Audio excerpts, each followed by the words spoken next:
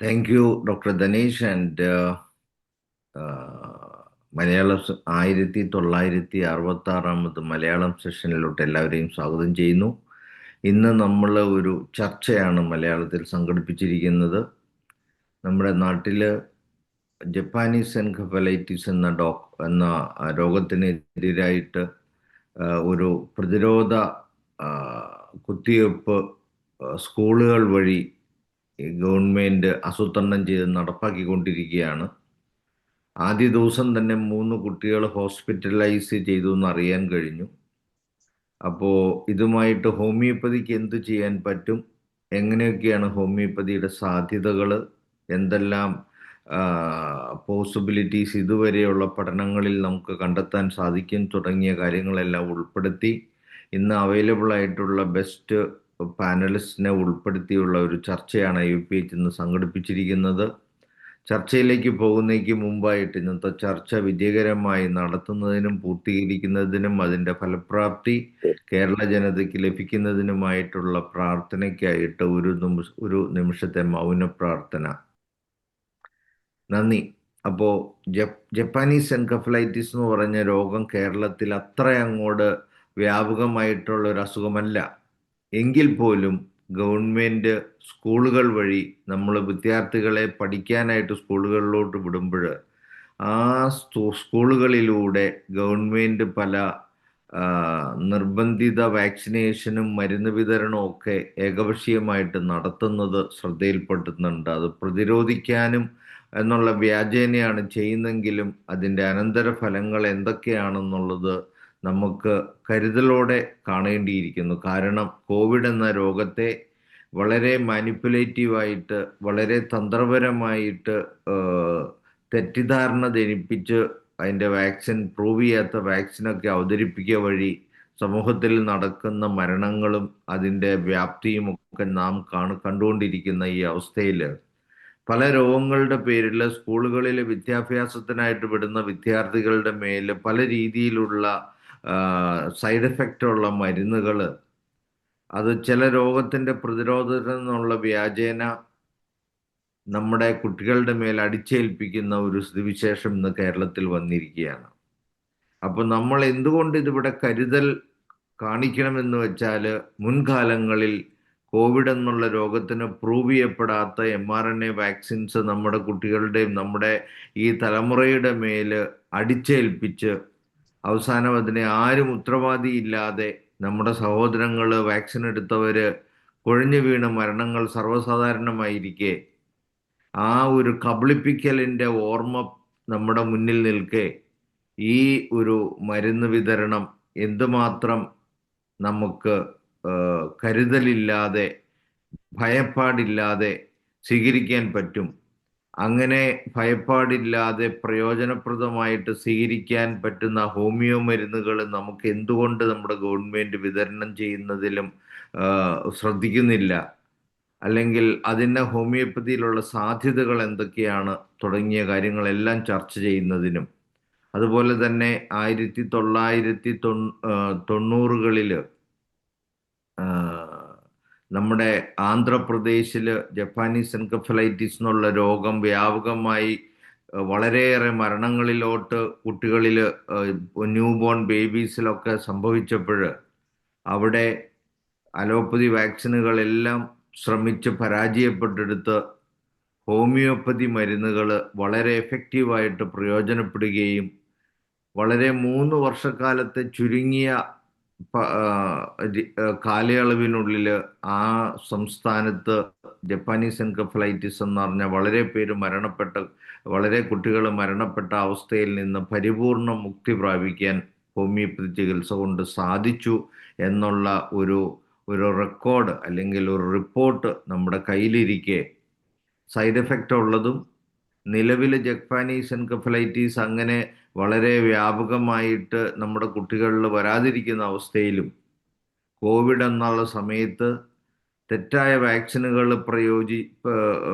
ഉപയോഗിച്ച് അതിൻ്റെ ദുരവ്യാപകമായ ഫലങ്ങൾ നമ്മുടെ കൺമുൻപിൽ നിൽക്കെ സൈഡ് എഫക്റ്റ് ഇല്ലാത്തതും പ്രയോജനപ്രദമാണെന്ന് ബോധ്യപ്പെട്ടിട്ടുള്ളതുമായ ഹോമിയോപ്പതി പ്രതിരോധ മരുന്നുകൾ ഗവൺമെൻറ്റിൻ്റെ ശ്രദ്ധയിൽപ്പെടുത്തി നമ്മുടെ നാട്ടിലെ കുട്ടികൾക്ക് ഉപയോഗപ്പെടുത്തുന്നതിന് ഉള്ള സാധ്യതകളെ ഉപയോഗപ്പെടുത്തുന്നതിനും അതേക്കുറിച്ച് ചർച്ച ചെയ്യുന്നതിനുമായിട്ടാണ് ഈ ചർച്ച സംഘടിപ്പിച്ചിരിക്കുന്നത്.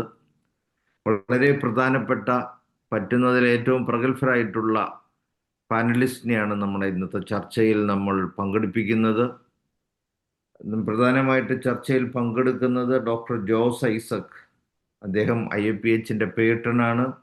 വളരെ സീനിയർ ആയിട്ടുള്ള retired professor and internationally world renowned ആയിട്ടുള്ള ഹോമിയോപ്പതിക്കാർക്ക് എന്നും അഭിമാന പുരസ്സരം കാണാവുന്ന നമ്മുടെ ഹോമിയോപ്പതിയുടെ അഭിമാനമാണ് കേരളത്തിൽ നിന്നുള്ള.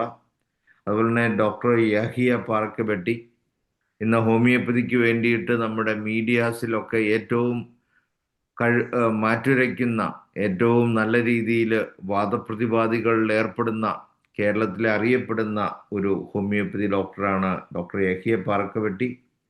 ഡോക്ടർ VK ദേവരാജ് വളരെ കാര്യമാത്ര പ്രസിദ്ധമായി ഹോമിയോപ്പതിയെ പഠിക്കുന്നതിനും വളരെ ആഴത്തിൽ ഇറങ്ങിച്ചെന്ന് പഠിക്കുന്നതിനും അതിൻ്റെ പല വശങ്ങളെയും വിലയിരുത്തി വളരെ പ്രാഗൽഭ്യത്തോടെ നമുക്ക് അറിവ് പകർന്നു തരാൻ സഹായിക്കുന്ന ഒരു കഴിവുറ്റ ഡോക്ടറാണ് doctor VK Devaraj. Doctor Harikumar, അദ്ദേഹം വളരെ സീനിയർ ആയിട്ടുള്ള ഒരു ഹോമിയോപ്പതി ഡോക്ടറാണ്.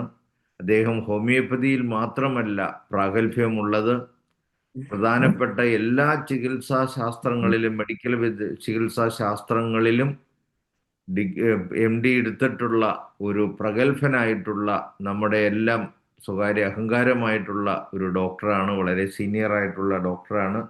ഗവൺമെൻറ് സർവീസിൽ വർക്ക് ചെയ്യുന്നു. അതുപോലെ തന്നെ IAPHൻ്റെ Kerala chief coordinator doctor Saleem Kumar. ഇത്രയും പേരാണ് ഔദ്യോഗികമായി പാനലിലുള്ളത്. അപ്പോൾ ഓരോ പാനലിസ്റ്റിനും 5 മുതൽ 7 മിനിറ്റ് വരെയാണ് നമ്മൾ സമയം അനുവദിച്ചിരിക്കുന്നത്. അതിനുശേഷം ഇന്ന് നമ്മുടെ കൂടെയുള്ള, ഇതേക്കുറിച്ച് സംസാരിക്കാൻ താല്പര്യമുള്ള എല്ലാവരെയും ഈ ചർച്ചയിലോട്ട് നമ്മൾ സ്വാഗതം ചെയ്യും കൂടിയാണ്. നമ്മുടെ വെബിനാർ കോർഡിനേറ്റർ ഡോക്ടർ ധനേഷ് കൈ ഉയർത്തിയിട്ടുണ്ട്. അദ്ദേഹത്തിന് 1 മിനിറ്റ് കൊടുക്കുകയാണ്. അതിനുശേഷം നമ്മുടെ ഡോക്ടർ ജോസ് ഐസക്കിനെ ഞാൻ, അതിനുശേഷം ഡോക്ടർ ധനേഷിൻ്റെ പറയാനുള്ളത് കേട്ടതിന് ശേഷം ഡോക്ടർ ജോസ് ഐസക്കിനെ ആദ്യ പാനലിസ്റ്റായിട്ട് ഞാൻ ചർച്ചയിലോട്ട് സ്വാഗതം ചെയ്യുന്നു. Doctor Dhanesh first. Doctor Dhanesh unmute ചെയ്ത് സംസാരിക്കും. ഡോക്ടർ ഇന്ന് ഹരികുമാർ ഡോക്ടർ എത്തത്തില്ല എന്ന് അറിയിച്ചിട്ടുണ്ട്. ഡോക്ടർ ട്രാവലിംഗ് ആണ്. ഹരികുമാർ ഡോക്ടർ ജോയിൻ ചെയ്തിട്ടില്ല. ദേവരാജ് ഡോക്ടർ ഉണ്ട്. യഹി ഡോക്ടറെ ഞാൻ വിളിച്ചിരുന്നു, കിട്ടിയിട്ടില്ല.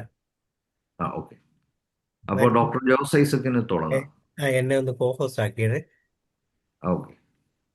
Thank you doctor Shaji. Dear friends, colleagues and esteemed members of the IAPH, നമ്മുടെ ഇന്നത്തെ ടോപ്പിക്ക് നിങ്ങളോട് ഓൾറെഡി പറഞ്ഞു കഴിഞ്ഞു.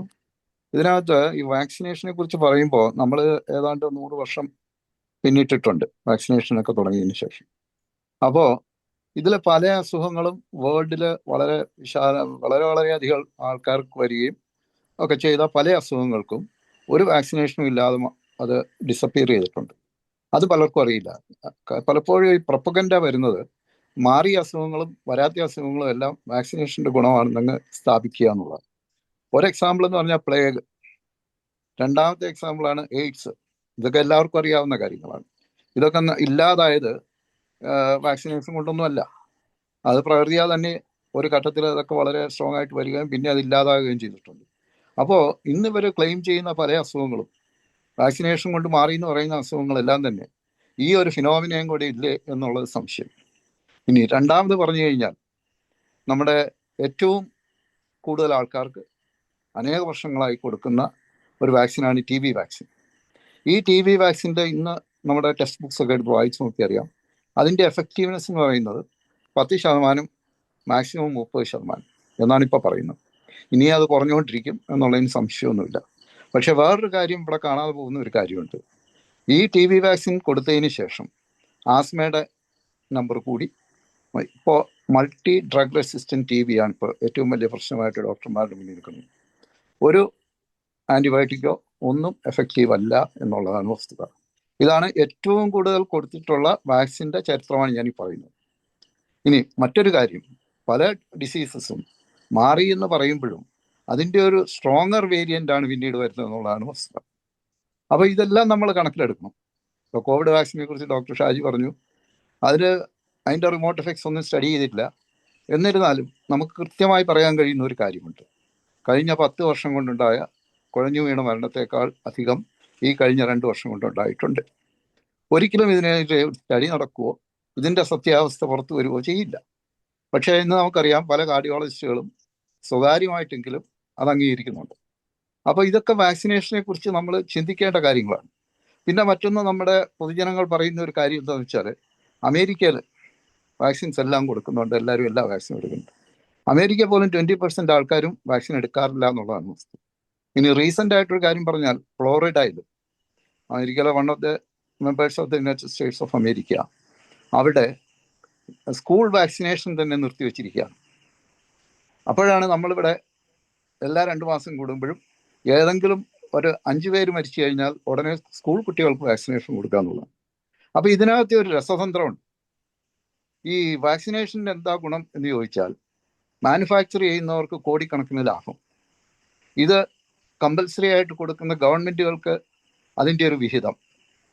ഇനി കിട്ടുന്നവർക്ക് ഫ്രീ ആയിട്ട് കിട്ടുന്നു എന്നുള്ള ഒരു സന്തോഷവും ഒരു ചാരിതാർത്ഥ്യവും ഒക്കെ വേറെ. അപ്പോൾ ഇതിനകത്ത് ആരും ആർക്കും വെറുതെ കൊടുക്കുന്നതല്ല. ഇതെല്ലാം ടാക്സ് പേയേഴ്സിൻ്റെ പൈസ കൊണ്ട് തന്നെ പൈസ കൊടുത്ത് വാങ്ങി അതിൻ്റെ കമ്മീഷനും പറ്റി സ്കൂളുകളിൽ എല്ലാവരെയും നിർബന്ധിച്ച് കൊടുക്കുകയാണ്. നമുക്കറിയാം കോവിഡ് വാക്സിൻ സംഭവിച്ചതെന്താണ്. ഇത്രയും പേര് മരിച്ചപ്പോഴും പല സൈഡ് എഫക്ട്സ് വന്നപ്പോഴും ആൾക്കാർ ഇതിനെക്കുറിച്ചൊക്കെ കംപ്ലൈൻറ്റ് ചെയ്തപ്പോൾ എല്ലാ സർക്കാരുകളും പറഞ്ഞു, ഞങ്ങൾ ആരെയും കമ്പൽ ചെയ്തിട്ടില്ല, ഇത് മാൻഡേറ്ററി അല്ലായിരുന്നു, ഞങ്ങൾ ആരെയും കമ്പൽ ചെയ്തിട്ടില്ല എന്ന് പറഞ്ഞ് രക്ഷപ്പെടുകയാണ്. പക്ഷെ നമുക്കറിയാം, അന്ന് ഒരു ഓഫീസിൽ പോകണമെങ്കിൽ, പുറത്തിറങ്ങി നടക്കണമെങ്കിൽ, ഒരു കടയിൽ കയറണമെങ്കിൽ, ഒരു ഫ്ലൈറ്റിൽ കയറണമെങ്കിൽ ഇതിനെല്ലാം കോവിഡ് വാക്സിൻ സർട്ടിഫിക്കറ്റ് വേണമായിരുന്നു, അത് കാണിക്കണമായിരുന്നു. ഇത് ഈ ലോകത്തിലെ ഏറ്റവും വലിയൊരു തട്ടിപ്പ് എന്ന് പറയുന്നതാണത്. ഗവൺമെൻറ്റുകൾ കൈകഴുകി, മരിച്ചവർ മരിച്ചു. ഇനി മറ്റൊരു കാര്യം, ഇപ്പോൾ ജാപ്പനീസ് എൻസെഫലൈറ്റിസ്, നമ്മുടെ ഈ കേരളത്തിനാണല്ലോ ഏറ്റവും കൂടുതൽ വാക്സിനേഷൻ കൊടുക്കുന്നത്. 3500 കോടി രൂപയുടെ ആഹാര സാധനങ്ങൾ നമ്മൾ ഇങ്ങോട്ട് എടുക്കുന്നു. 7500 കോടിയുടെ മരുന്നും ഒരു വർഷം നമ്മുടെ കേരളത്തിൽ ചെലവഴിക്കുന്നു. ഏറ്റവും കൂടുതൽ മരുന്ന് ഉപയോഗിക്കുന്ന ഒരു സംസ്ഥാനമാണ് കേരളം. ഇവിടെയാണ് ഏറ്റവും കൂടുതൽ ഡ്രഗ് ട്രാൻസ്പ്ലാന്റേഷൻ, ഓർഗൻ ട്രാൻസ്പ്ലാന്റേഷൻ നടക്കുന്നത്.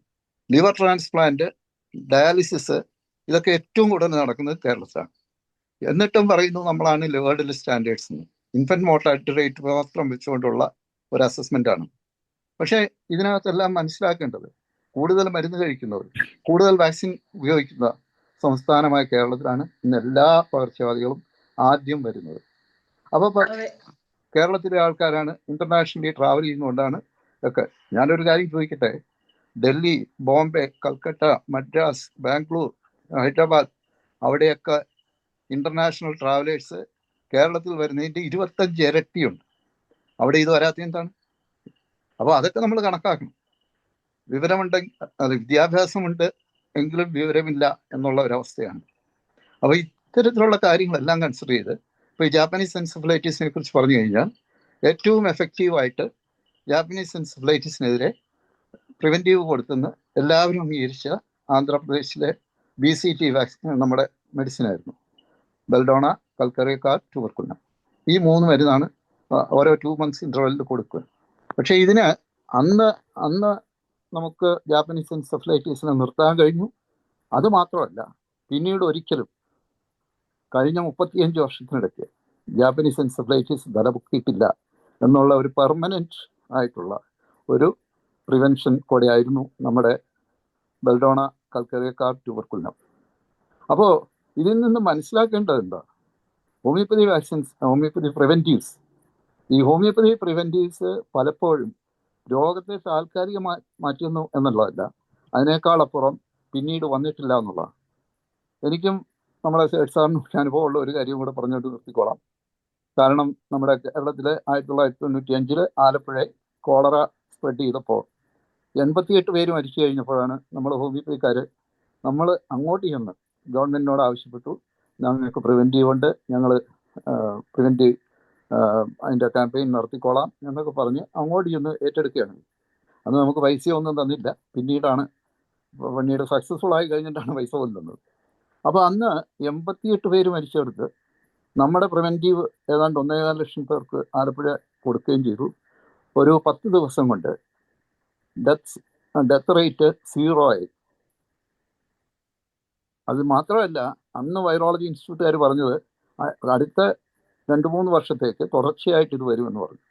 പക്ഷേ പിന്നീട് ഇന്നിപ്പോൾ ഏതാണ്ട് 30 വർഷം കഴിഞ്ഞു, ഇതുവരെ പിന്നീട് കൊളറ ആലപ്പുഴ തലപൊക്കിയിട്ടില്ല. അപ്പോൾ നമ്മുടെ പ്രിവെൻറ്റീവിനെ കുറിച്ച് പറയുമ്പോൾ നമ്മൾ ഒരു ഡിസീസിനെ പ്രിവെൻറ്റ് ചെയ്യുക എന്നുള്ളതല്ല, അതിന് വർഷങ്ങളോളം 25-30 വർഷങ്ങൾ പിന്നീട് വരാതിരുന്നിട്ടുള്ള ഒരു കാര്യം കൂടി നമ്മൾ കൺസിഡർ ചെയ്യണം. പക്ഷേ ഇതിനകത്തൊക്കെ ചില രസതന്ത്രങ്ങളുണ്ട്. ഞാൻ ഈ പറഞ്ഞ പോലെ അതിനകത്ത് മണി ഫാക്ടേഴ്സ്, അതിനകത്ത് ഡീലിങ്സ്, കാര്യങ്ങൾ, ഇതിലെല്ലാം എപ്പോഴും ഹോമിയോപ്പതി പുറകിലാണ്. അതുകൊണ്ട് തന്നെ ഹോമിയോപ്പതിക്ക് മീഡിയയുടെയോ ഗവൺമെൻറ്റിൻ്റെയോ അല്ലെങ്കിൽ മറ്റ് ഫാർമയുടെയോ ഒന്നും സപ്പോർട്ട് കിട്ടാറുമില്ല. ഇതാണ് ഇതിൻ്റെ സത്യാവസ്ഥ. ഇത് ആർക്കെങ്കിലും എന്തെങ്കിലും ബോധ്യപ്പെടുമ്പോൾ പിന്നീട് നമ്മൾ അറിയേണ്ട ഒരു കാര്യമുണ്ട്. ഈ വാക്സിനേഷനുകൾ കൂടിയപ്പോൾ 48 വാക്സിനൊക്കെയാണ് അമേരിക്കയിൽ ചിലർക്ക് കൊടുക്കുന്നത്. എന്തുകൊണ്ടാണ് നമ്മുടെ നാട്ടിൽ ഇൻഫെർട്ടിലിറ്റി, അതുപോലെ ഓട്ടിസം, ഇങ്ങനെയുള്ള പുതിയ പുതിയ അസുഖങ്ങൾ കൂടുതലായി വരുന്നു? ഇന്നിപ്പോൾ കേരളത്തിൽ എനിക്ക് തോന്നുന്നു നോർമൽ സ്കൂളിൻ്റെ ഏതാണ്ട് അടുത്ത് തന്നെ സ്പെഷ്യൽ ചിൽഡ്രനുള്ള സ്കൂളുകളും വന്നുകൊണ്ടിരിക്കുകയാണ്. അപ്പോൾ ഇതെല്ലാം നമ്മൾ വായിക്കണം. എല്ലാ നേട്ടങ്ങളും ഞങ്ങളുടേതാണെന്ന് പറയുമ്പോൾ ഈ കോട്ടങ്ങളും കൂടെ ഏറ്റെടുക്കാൻ അവർ തയ്യാറാകണം. അപ്പോൾ ഇത്രയേ എനിക്ക് പറയാനുള്ളൂ. ബാക്കിയുള്ള പാനലിസ്റ്റിന് പറയാനുള്ളത് വേണ്ടി ഞാൻ നിർത്തുകയാണ്. Thank you. വളരെ നന്ദി ഡോക്ടർ ജോസ് ഐസക്. അദ്ദേഹം പറഞ്ഞ വളരെ പ്രധാനപ്പെട്ട കാര്യങ്ങളാണ്. നമ്മുടെ ഈ BCT, അതായത് ബെലഡോണ 30, ആദ്യത്തെ 3 ദിവസം ഓരോ ഡോസ് വെച്ചും 10 ദിവസം കഴിഞ്ഞ് കൽക്കീരിയ കാർബ് 200 ഒറ്റ ഡോസും, പിന്നെ ഒരു 25 ദിവസം കഴിയുമ്പോൾ ട്യൂബർകുലിൻ 10 ml, ഇങ്ങനെയാണ് BCT എന്നുള്ള ആ സീക്വൻസ് ഓഫ് മെഡിക്കേഷൻ നടത്തി വെറും 3 വർഷം കൊണ്ട് ജപ്പാനീസ് എൻകഫലൈറ്റിസ് ആന്ധ്രാപ്രദേശിൽ നിന്ന് പൂർണ്ണമായി മാറ്റാൻ പറ്റിയത്.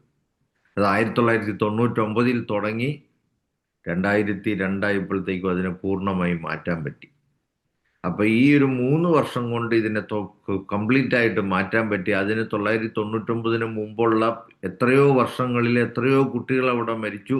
ഇല്ലാത്ത വാക്സിനുകളെല്ലാം കൊണ്ടുവന്ന് ഉള്ള വാക്സിനുകളെല്ലാം കൊണ്ടുവന്ന് പ്രയോഗിച്ചിട്ട് ഫലപ്രദമാകാതെ വന്നപ്പോഴാണ് ഹോമിയോപ്പതിക്ക് ഇൻ്റർഫിയർ ചെയ്യേണ്ട വരുന്നത്.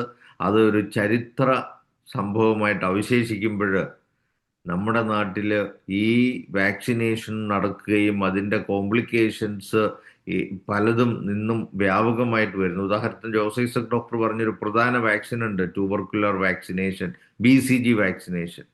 നമ്മുടെ നാട്ടിൽ കുട്ടികൾ ജനിച്ചാൽ അന്ന് തന്നെ അല്ലെങ്കിൽ ഏറ്റവും ആദ്യം കൊടുക്കുന്ന വാക്സിനാണ് BCG വാക്സിനേഷൻ. ഈ BCG വാക്സിനേഷൻ എടുത്താൽ പ്രയോജനമില്ലെന്ന് മാത്രമല്ല, അത് എടുത്തതിന് ശേഷം പ്രൈമറി കോംപ്ലക്സ് എന്നുള്ള പേരിട്ട് വേറൊരു പേരിട്ട് സാധാരണക്കാരെ തെറ്റിദ്ധരിപ്പിച്ച് ട്യൂബർക്കുലോസിസ് വ്യാപകമായിട്ട് വരുന്നത് ഞാൻ കേരളത്തിൽ പ്രാക്ടീസ് ചെയ്യുന്നപ്പോൾ എന്നും ശ്രദ്ധിച്ചിരുന്നൊരു വസ്തുതയാണ്. അതിനവർ ട്യൂബർക്കുലോസിസ് എന്ന് പറയത്തില്ല, പ്രൈമറി കോംപ്ലക്സ് എന്നാണ് പറയുന്നത്.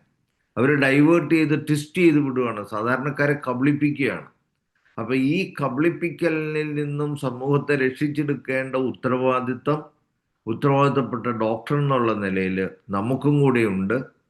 മരുന്ന് കമ്പനികൾ കുഴികൾ ഒരുക്കി അലോപ്പതി ഡോക്ടർമാരെ സൈലൻ്റാക്കി അവിടെ സാധാരണക്കാരെ വിക്ടിമൈസ് ചെയ്യുമ്പോൾ എന്താണ് സംഭവിക്കുന്നതെന്ന് സമൂഹത്തിൽ തുറന്നു കാട്ടാനും നമ്മൾ ഉൾപ്പെട്ട നമ്മുടെ സമൂഹത്തിൽ നമ്മൾ തന്നെ ബോധ്യപ്പെട്ട് മറ്റുള്ളവരെയും ബോധ്യപ്പെടുത്തി നമ്മുടെ സാധ്യതകളെ സമൂഹത്തിൽ പ്രയോജനപ്പെടുന്ന രീതിയിലോട്ട് മാറ്റുന്ന ഒരു അവസ്ഥയിലോട്ട് കൊണ്ടുവരാനും നമ്മുടെ സിസ്റ്റം ഓഫ് മെഡിസിൻ്റെ പ്രയോജനം സമൂഹത്തിന് ലഭിക്കുകയും സമൂഹത്തെ ചൂഷണം ഇല്ലാതാക്കുകയും ചെയ്യുന്നതിനുള്ള ധർമ്മം നമുക്കുണ്ട്. അടുത്തതായിട്ട് യഹിയ ഡോക്ടർ ഇല്ലാത്ത സ്ഥിതിക്ക് യഹിയ ഡോക്ടർ വരുവാണെങ്കിൽ ഒന്ന് അറിയിക്കുക. അതുപോലെ തന്നെ ഞാൻ ഡോക്ടർ VK ദേവരാജിനെ വിളിക്കുകയാണ്. അദ്ദേഹം നമ്മുടെ ഇടയിലുള്ള വളരെ സിൻസിയർ ആയിട്ടുള്ള ഹോമിയോപ്പതിയിൽ ഡെഡിക്കേറ്റഡ് ആയിട്ടുള്ള നമുക്കെല്ലാം വളരെയേറെ നോളജ് കൈമാറിയിട്ടുള്ള ഒരു ഡോക്ടറാണ്. അദ്ദേഹത്തിൻ്റെ പ്രത്യേകത എന്ന് വെച്ചിട്ടുണ്ടെങ്കിൽ കാര്യങ്ങളെ കൂലങ്കഷമായി പഠിക്കുകയും വളരെ സമർത്ഥമായിട്ട് വിശകലനം ചെയ്ത് വരുംവരായികളെ നമുക്ക് ബോധ്യപ്പെടുത്തി തരാൻ കഴിവുറ്റ ഒരു ഡോക്ടറാണ്. ഞാൻ അദ്ദേഹത്തെ ഈ അടുത്ത പാനലിസ്റ്റായിട്ട് ക്ഷണിക്കുന്നു. Doctor V K. ദേവരാജ്. എല്ലാവർക്കും നമസ്കാരം. ഞാൻ ആദ്യം ഈ നമ്മൾ ചർച്ചയുടെ വിഷയം ജപ്പാനീസ് എൻസെഫലൈറ്റിസിനുള്ള പ്രതിരോധ ഔഷധങ്ങളെ കുറിച്ചാണെങ്കിലും ഈ ചർച്ച ഇപ്പോൾ വരാനുള്ള കാരണം ഡോക്ടർ ജോസേസ് അദ്ദേഹം പറഞ്ഞിരുന്നു. ഇതിലൊരു പൊളിറ്റിക്സ് ഉണ്ട്. ഞാനും അതിലേക്ക് ഇപ്പോൾ പോയിട്ട് പിന്നീട് മെഡിസിൻ നമ്മൾ ആന്ധ്രാപ്രദേശിലെ കാര്യങ്ങളൊക്കെ പറയുമ്പോൾ 1996 ആലപ്പുഴയിൽ ഇത് വ്യാപകമായ രീതിയിൽ ജപ്പാനീസ് എൻസെഫലൈറ്റിസ് വരികയും ഈ BCT കൊടുത്ത് വളരെ ഫലപ്രദമായ രീതിയിൽ അതിനെ പ്രതിരോധിക്കുകയും ചെയ്തു. അന്ന് അതിനുശേഷം ഉണ്ടായ ചിക്കൻ ഗുനിയ പോലുള്ള അസുഖങ്ങൾ പ്രത്യേകിച്ച് ഈ തദ്ദേശ സ്വയംഭരണ സ്ഥാപനങ്ങളിലെ പ്രതിനിധികൾ ഹോമിയോ ആശുപത്രികളിലേക്ക് ഇങ്ങോട്ട് വന്നിട്ട് പ്രതിരോധ ഔഷധം ആവശ്യപ്പെടുന്ന ഒരു അവസ്ഥയുണ്ടായിരുന്നു. അത് പിന്നീട് ചില പ്രശ്നങ്ങളൊക്കെ ഉണ്ടായിട്ട് പിന്നീട് നമുക്കത് നമ്മുടെ കയ്യിൽ നിന്ന് പോയി എങ്കിൽ പോലും അത്തരത്തിലൊരു വിജയം ജപ്പാനീസ് എൻസെഫലൈറ്റിസിന് നമ്മൾക്ക് നേടാൻ ആലപ്പുഴയിൽ കഴിഞ്ഞിട്ടുണ്ട്. അത് വളരെ വളരെ ഉജ്ജ്വലമായൊരു വിജയം. കുട്ടനാട് മേഖലയിലാണ് ആദ്യം ഇത് പ്രത്യക്ഷപ്പെട്ടത് 96. അപ്പോൾ തന്നെ നമ്മുടെ ഡിപ്പാർട്ട്മെന്റ് ശക്തമായ രീതിയിൽ പ്രതിരോധ പ്രവർത്തനങ്ങൾക്കായിട്ട് മുന്നോട്ട് വരികയും സമർത്ഥമായി പ്രതിരോധിക്കാൻ കഴിയുകയും ചെയ്തു. പിന്നെ ഇപ്പം എന്തുകൊണ്ട് ഡിപ്പാർട്ട്മെന്റ് വേണ്ട രീതിയിൽ വളരെ ചുരുക്കമായ 1-2 ഇപ്പൊ എപ്പിഡെമിക് എന്ന് പറയാൻ പറ്റും, ഒരു സ്പൊറാഡിക് ആയിട്ട് അവിടെ ഇവിടെയൊക്കെ 1-2 കേസുകൾ വരുമ്പോൾ ഈ ഒരു വാക്സിനേഷൻ ഇങ്ങനെ കൊണ്ടുവരുന്നത് എന്തിനാണ് എന്നുള്ളത് അതിന്റെ ഒരു രാഷ്ട്രീയമുണ്ട്. രണ്ടാമത്, എന്തുകൊണ്ട് നമ്മുടെ ഡിപ്പാർട്ട്മെന്റ് വേണ്ടത്ര രീതിയിൽ ഇത് പ്രതികരിക്കുന്നില്ല, അല്ലെങ്കിൽ ഒരു എപ്പിഡെമിക്കുമായിട്ട് ഇനി ആയിരക്കണക്കിന് ആൾക്കാർ വന്നാലേ ഞങ്ങൾ പ്രതിരോധമായിട്ട് ഇറങ്ങുകയുള്ളെന്നാണോ എന്നെനിക്കറിയില്ല. എന്തായാലും ഇപ്പോൾ ശക്തമായിട്ട് ഡിപ്പാർട്ട്മെന്റാണ് ഇതിൽ മുന്നോട്ട് വരേണ്ടത്. അതിനവർ തയ്യാറാവേണ്ടതാണ്. കാരണം ഹോമിയോപ്പതിയുടെ സാധ്യതകൾ ജനങ്ങളിലേക്ക് എത്തിക്കാനുള്ള ഒരു നല്ലൊരു മാർഗം കൂടിയാണിത്. അതോടൊപ്പം ജനങ്ങൾക്ക് ഏറ്റവും ചെലവ് കുറഞ്ഞ രീതിയിലും ദോഷഫലങ്ങൾ കുറഞ്ഞ രീതിയിലും ഒരു പ്രതിരോധ ഔഷധം എത്തിക്കാനുള്ള സാധ്യതയും ഇതൊരുക്കുന്നുണ്ട്. തീർച്ചയായിട്ടും ജനങ്ങളുടെ ആരോഗ്യത്തിൽ താല്പര്യമുള്ള ഒരു വിഭാഗം എന്ന നിലയ്ക്ക്, നമുക്ക് ഡോക്ടർമാർ എന്ന നിലയ്ക്ക് തീർച്ചയായിട്ടും ഡിപ്പാർട്ട്മെന്റ് ഇതിന് മുന്നിട്ട് ഇറങ്ങേണ്ടതാണ്. എന്തുകൊണ്ടും അവരത് തയ്യാറായിട്ടില്ല. അതിന്റെ പിന്നിൽ ഈ വാക്സിനേഷന്റെ രാഷ്ട്രീയം തന്നെയാണ്. വാക്സിനേഷൻ തീർച്ചയായിട്ടും ഇതിന്റെ പിന്നിൽ ഒരു സാമ്പത്തിക ഇതുണ്ടല്ലോ. കോടികളുടെ ഇപ്പം ഗേറ്റ്സ് ഫൗണ്ടേഷനൊക്കെയാണ് മിക്ക വാക്സിനും ജയ് വാക്സിൻ അല്ല കേട്ടോ. ജയ് വാക്സിൻ അപ്പോൾ ആരെങ്കിലും ഇനി അങ്ങനെ ചോദിച്ചാൽ ജയ് വാക്സിൻ അല്ലെങ്കിലും പല വാക്സിനേഷന്റെ ഗേറ്റ്സ് ഫൗണ്ടേഷനാണ്. അപ്പോൾ ഇവരുടെയൊക്കെ അജണ്ട എന്ന് പറയുന്നത് തീർച്ചയായിട്ടും ജനങ്ങളെ രക്ഷപ്പെടുത്തുക എന്നുള്ളതല്ല. അപ്പോൾ അത് നമ്മൾ തിരിച്ചറിയേണ്ടതാണ്. കാരണം ഈ ഒരു എപ്പിഡെമിയോളജിക്കൽ സർവേ നടത്തണം. ഒരു വാക്സിനേഷന് മുമ്പ് ഒരു എപ്പിഡെമിയോളജിക്കൽ സർവേ ഉണ്ട്, സർവൈലൻസ്. ആ എപ്പിഡെമിയോളജിക്കൽ സർവൈലൻസ് ഇവിടെ നടത്തിയിട്ടുണ്ടെങ്കിൽ അതിന്റെ ഈ 4-5 കേസ് വന്നു കഴിഞ്ഞാൽ ഒരിടത്ത് വാക്സിൻ കൊടുക്കാൻ ഏത് ഇതിലാണ് പറഞ്ഞിരിക്കുന്നത്. അപ്പോൾ ഇത്തരത്തിലൊരു എപ്പിഡെമിയോളജിക്കൽ സർവേ ഒന്നും നടത്താതെ ഈ വാക്സിൻ കുറെ മിച്ചം ഇരിപ്പുണ്ട്, അതുകൊണ്ട് അടിച്ചേൽപ്പിക്കാം എന്നുള്ള രീതിയിലാണോ? കാരണം കഴിഞ്ഞ ദിവസം അങ്ങനെ ഒരു വാർത്ത വന്നിരുന്നു.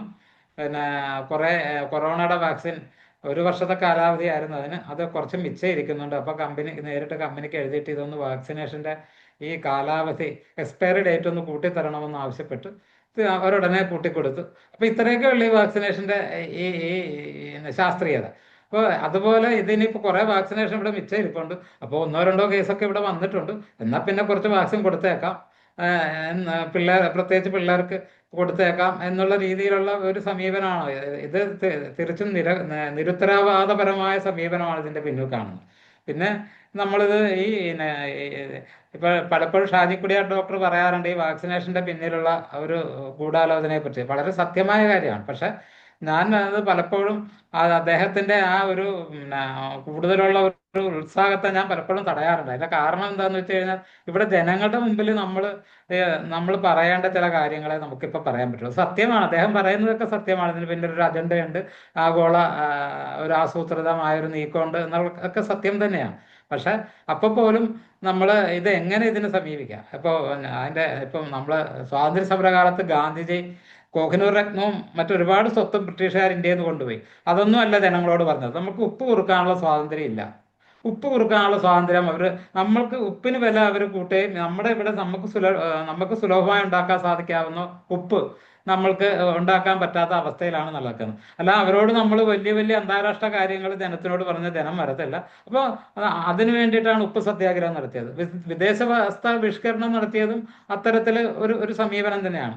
അതുപോലെ പിന്നെ ഈ കൃത്രിമ നീലം വന്നപ്പോൾ ബംഗാളിൽ നീലം കൊണ്ടുവന്നപ്പോൾ അതിനെതിരെ പ്രാദേശിക കർഷകരുടെ നേതൃത്വത്തിൽ നടത്തിയ സമരങ്ങൾ ഇത്തരത്തിൽ ഒരു ഒരു നീക്കമായിരിക്കും നമുക്ക് പലപ്പോഴും ഫലപ്രദമാവുക. കാരണം ഈ ആഗോള ഗൂഢാലോചന സത്യമാണെങ്കിലും അത് ജനങ്ങൾക്ക് ഉൾക്കൊള്ളത്തില്ല, ജനങ്ങൾക്ക് അത് മനസ്സിലാവത്തില്ല എന്ന് പറയുന്ന ഭൂരിപക്ഷം വരുന്ന ജനത്തിന് അത് ഒരുപക്ഷെ അത് സ്വാംശീകരിക്കാൻ പറ്റിയെന്ന് വരത്തില്ല. ഇവിടെ നമ്മൾക്ക് ചെയ്യാവുന്നത്, ഇതുടനെ എൻ്റെ തലയിലേക്ക് വെക്കരുത്, ഇവിടെ നമുക്ക് ചെയ്യാവുന്നത് വിവരാവകാശം വഴി നിങ്ങൾ എന്ത് ഡാറ്റയാണ് ഇതിന് കളക്ട് ചെയ്തിട്ടാണ്, എത്ര ശതമാനം പേർക്ക് ഒരിടത്ത് ഈ അസുഖം വന്നു, അതിൽ എത്ര പേര് മരിച്ചു, പിന്നെ എത്ര പേർക്ക് ഗുരുതരമായി, ഇത്തരത്തിലൊരു സർവേ ഹെൽത്ത് ഡിപ്പാർട്ട്മെന്റിന്റെ കയ്യിലുണ്ടോ എന്നുള്ള വിവരാവകാശങ്ങൾ ചോദിക്കുന്ന വഴി അതൊരു സമരം തന്നെയാണ്. അത്തരത്തിൽ സമരം ചെയ്തുകൊണ്ട് നമ്മൾക്ക് ഇതിനെ കുറേയൊക്കെ നേരിടാൻ പറ്റും. കാരണം ഇത് ഈ 3-4 പേർക്ക് വരുമ്പോൾ ഇവരിത് കൊടുക്കാനായിട്ട് തയ്യാറാകുന്നത് അത് എന്ത് അടിസ്ഥാനത്തിൽ, ഇതൊരു ഡാറ്റ ഉണ്ട്. ഇവരെല്ലാം സയന്റിഫിക് എന്ന് പറയുമ്പോൾ ഇതിനൊരു ഡാറ്റ ഉണ്ട്.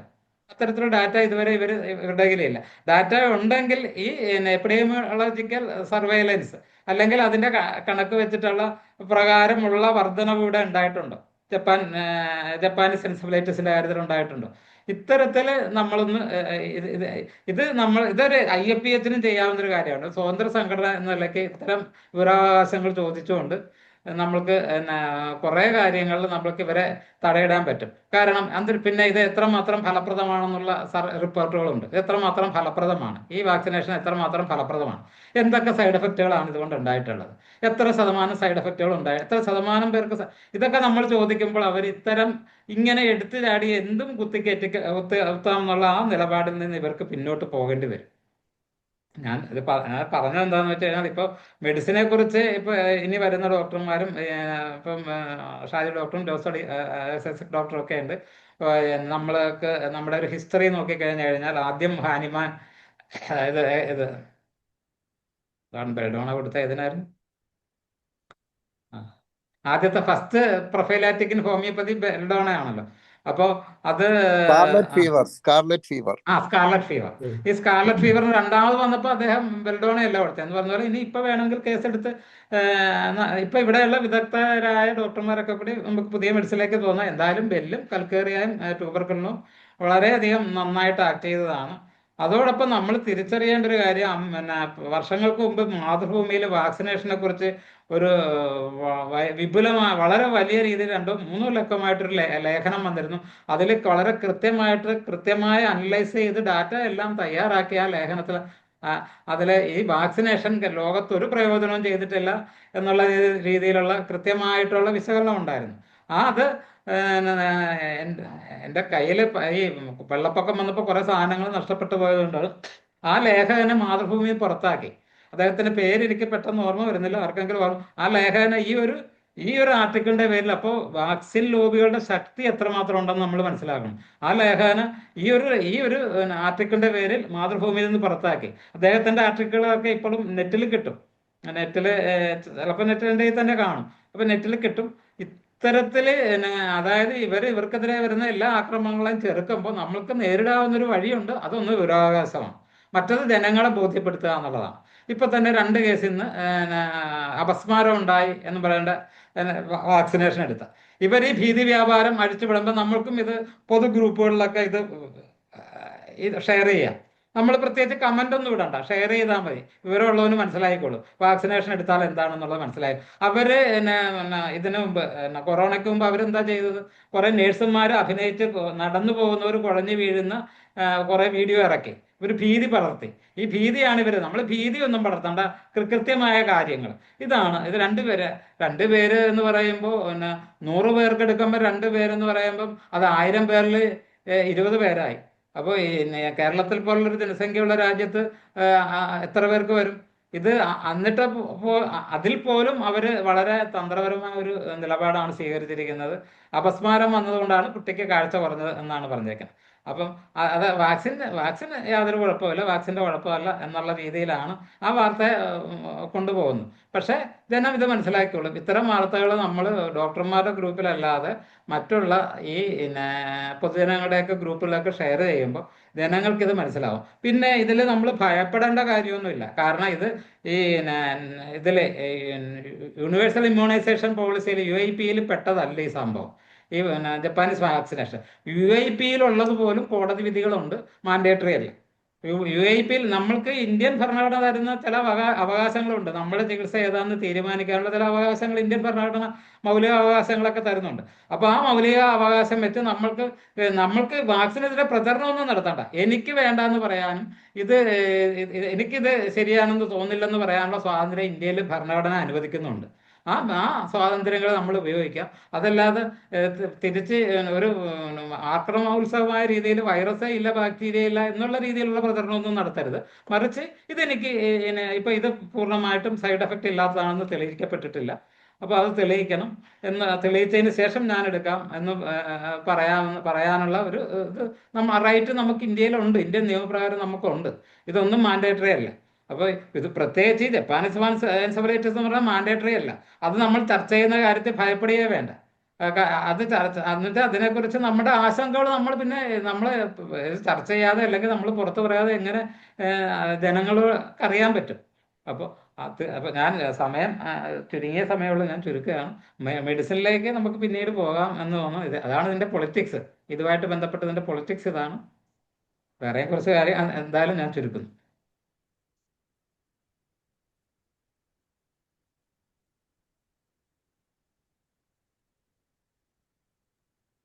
നന്ദി ഡോക്ടർ ദേവരാജ്. ഡോക്ടർ പറഞ്ഞ പൊളിറ്റിക്സ് ഇതിൻ്റെ അകത്ത് വെരി ഇമ്പോർട്ടൻ്റ് ആണ്. ഈ സാമ്പത്തികം പൊളിറ്റിക്സും അതുപോലെ തന്നെ ഞങ്ങളിലാണ് ഇതിൻ്റെ മേൽക്കോയ്മ എന്ന് സ്ഥാപിച്ച് ഇവർ പറയുന്നതിന് അന്തിമമാണെന്നുള്ള ഒരു രീതിശാസ്ത്രം നടപ്പാക്കുന്നതിനും ജനങ്ങളുടെ ഇടയിൽ അങ്ങനെ ഒരു സ്കീമ മെയിൻറ്റെയിൻ ചെയ്യുന്നതിനും അതുപോലെ തന്നെ ഈ ഫലപ്രദമായിട്ടുള്ള ഹോമിയോപ്പതി പോലെക്ക് ഈക്വൽ ഓപ്പർച്യൂണിറ്റീസിന് അവസരം കൊടുക്കേണ്ടതുണ്ട്. അവിടെ നമ്മളൊരു പ്രധാനപ്പെട്ട പോയിന്റ് സമൂഹത്തെ ബോധ്യപ്പെടുത്തേണ്ടതുണ്ട്. ഹോമിയോപ്പതിയിൽ വിശ്വസിക്കുന്ന, ഹോമിയോപ്പതി മാത്രം മതിയെന്ന് താല്പര്യപ്പെടുന്ന, അല്ലെങ്കിൽ അതുകൊണ്ട് എൻ്റെ അസുഖം മാറണമെന്ന് അതിന് പ്രാധാന്യം കൊടുത്ത് അതിൽ കൂടുതൽ സമർപ്പിതരായിട്ടുള്ള രോഗികൾക്ക് വാക്സിൻ എടുക്കാൻ താല്പര്യമില്ലെങ്കിൽ ഹോമിയോപ്പതി പ്രതിരോധം മതിയെന്നും അതിനുള്ള ഓപ്പർച്യൂണിറ്റി കൊടുക്കാനുള്ള ഉത്തരവാദിത്വം കൂടി വാക്സിൻ വിതരണം ചെയ്യുന്ന സർക്കാരിനുണ്ടെന്ന് ബോധ്യപ്പെടാനും പെടുത്താനുമുള്ള ധാർമ്മികത നമുക്കുണ്ട്. അവിടെയാണ് നമ്മൾ ശ്രദ്ധിക്കേണ്ട പ്രധാനപ്പെട്ട മറ്റൊരു കാര്യം. എന്തെന്നാൽ ഈ വാക്സിൻ പ്രൂവൺ അല്ല കംപ്ലീറ്റ്ലി എഫക്റ്റീവ് ആണെന്ന്. ഈ വാക്സിൻ കൊടുത്തിട്ട് പ്രയോജനപ്പെടാതിരുന്ന സ്ഥലത്താണ് നമ്മുടെ ഹോമിയോപ്പതി VCT പ്രതിരോധം കൊടുത്ത് നമുക്ക് 3 വർഷം കൊണ്ട് അവിടെ ഇല്ലായ്മ ചെയ്യാൻ പറ്റിയത്. അവിടെയാണ് നമ്മുടെ പ്രസക്തി ഇരിക്കുന്നത്. അപ്പം അതുപോലെ തന്നെ പിന്നെ ജോസ് ഐസക് ഡോക്ടർ പറഞ്ഞ ഒരു കാര്യം ഞാൻ വീണ്ടും ഊന്നി എല്ലാവരുടെയും ശ്രദ്ധയപ്പെടുത്തുവാണ്. നമ്മുടെ ഓരോ വർഷവും വൈറസുകൾ മാറി മാറി വരും. ഒരു വർഷം ചിക്കൻ ഗുനിയ വന്നാൽ പിറ്റേ ദിവസം ഡെങ്കി ഹെമറേജിക് ഫീവർ ആയിരിക്കും. ഇതൊന്നും ഒരു വാക്സിനും കൊടുത്തിട്ട് പോയതല്ല. അതുകൊണ്ട് വാക്സിൻ എഫക്റ്റീവ് ആണെന്നോ വാക്സിൻ കൊടുത്താണ് ഇവിടെ രോഗം വരാതിരുന്നതെന്നൊന്നും ആർക്കും ഒരു വർഷം വന്ന വാക്സിനും കൊണ്ട് ഇല്ലാണ്ടായി എന്നുള്ളത് കൊണ്ട് പ്രൂവ് ചെയ്യാൻ പറ്റത്തില്ല. നമ്മളൊരു കഴിഞ്ഞ 30 വർഷം എടുക്കുക, ഓരോ വർഷവും ഓരോ വൈറൽ ഇൻഫെക്ഷൻസാണ് വന്നത്. ഇതൊന്നും വാക്സിൻ കൊടുത്തല്ല മാറിയത്. അടുത്ത വർഷം വേറൊരു വൈറസ് ആയിരിക്കും വന്നത്. അപ്പം ഇതൊന്നും ഇല്ലാതിരുന്ന സമയത്ത് ഏതാനും ചിലരിൽ ഒരു വൈറസ് ഇൻഫെക്ഷൻ വന്നു എന്ന് അവർ തന്നെ പറഞ്ഞ് അവർ തന്നെ സർവ്വവ്യാപകമായി വാക്സിനേഷൻ അടിച്ചേൽപ്പിക്കുന്ന സ്ഥിതി വളരെ ഡേഞ്ചറസ് ആണ്. അതേക്കുറിച്ച് വാക്സിനെതിരായതുകൊണ്ടല്ല, പക്ഷെ അതിൻ്റെ അകത്തുള്ള ആ സൈഡ് എഫക്റ്റും മറ്റ് സൈഡ് എഫക്റ്റ് ഇല്ലാത്ത പോസിബിലിറ്റീസും നിലനിൽക്കുമ്പോൾ വഞ്ചനയും ചതിയും മെഡിക്കൽ ചികിത്സാ രംഗത്ത് ഇന്ന് സർവ്വസാധാരണമായിരിക്കെ നമ്മുടെ വരും തലമുറയെ രക്ഷിച്ചെടുക്കേണ്ട ഉത്തരവാദിത്വം നമുക്കുള്ളത് കൊണ്ട് കൂടിയാണ് നമ്മൾ ഈ ചർച്ച നടത്തുന്നത്. അടുത്തതായിട്ട് ഈ ചർച്ചയിലോട്ട് നമ്മുടെ പാനലിസ്റ്റായ ഡോക്ടർ ഹരികുമാർ ഡോക്ടറുടെ അഭാവത്തിൽ ഞാൻ ഡോക്ടർ സലിം കുമാർ എന്നെ ക്ഷണിക്കുന്നു. അദ്ദേഹം നമ്മുടെ IUPH കേരള ഘടകത്തിൻ്റെ ചീഫ് കോർഡിനേറ്ററാണ്. Dr. Salim Kumar, doctor, please come in. Salim ഡോക്ടറെ അൺമ്യൂട്ട് ചെയ്തു, വീഡിയോ ഓപ്പൺ ചെയ്യും.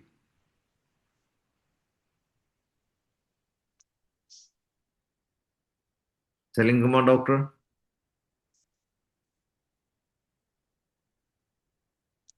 ഇപ്പോഴാണ് അൺമ്യൂട്ടായത്. ഞാൻ ദൃശ്യത്തിൽ വരാതെ ക്ഷമിക്കണം. ഞാനൊരു യാത്ര കഴിഞ്ഞ് ഇപ്പൊ ജസ്റ്റ് കയറുള്ളൂ. എന്നെ ധനീഷ് ഡോക്ടർ വിളിച്ചുകൊണ്ടാണ് ഞാൻ അറിഞ്ഞത്. ഞാൻ വീട്ടിലേക്ക് ജസ്റ്റ് ഒന്ന് കയറിയുള്ളൂ. കണ്ണൂരിൽ നിന്ന് വന്നോണ്ടിരിക്കുകയായിരുന്നു. ഇതിലിപ്പോ ഞാൻ ആദ്യ ഭാഗത്തൊന്നും കേട്ടില്ല.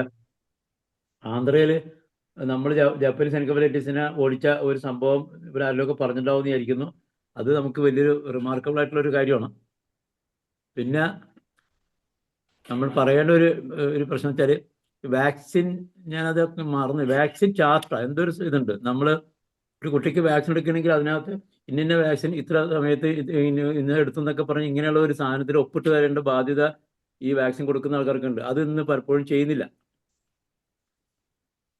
ഈ വക സാങ്കേതികതകൾ ഇന്ന് ശ്രദ്ധിക്കാതിരിക്കുന്നതുകൊണ്ടുകൂടിയാണ് ആരെങ്കിലും മരിച്ചു കഴിഞ്ഞാൽ അത് വാക്സിൻ കൊണ്ടല്ല, ഞങ്ങൾ ഇതുകൊണ്ടല്ല എന്ന് പറഞ്ഞത്. പെൻറ്റാവാലന്റ് വാക്സിൻ ആദ്യമായിട്ട് ഇന്ത്യ നടപ്പാക്കിയത് തിരുവനന്തപുരത്താണ് നടപ്പാക്കി. അന്ന് തന്നെ ഒരു കുട്ടി മരിച്ചു. പക്ഷെ അത് അതിന് ടെസ്റ്റ് ചെയ്ത് അറിയുന്നതിന് മുമ്പ് തന്നെ ആരോഗ്യവകുപ്പ് പറഞ്ഞു അത് വാക്സിൻ കൊണ്ടാണ്. അപ്പോൾ ഇവിടെ ഇനിയും ഇത്തരം മരണങ്ങൾ നടക്കും.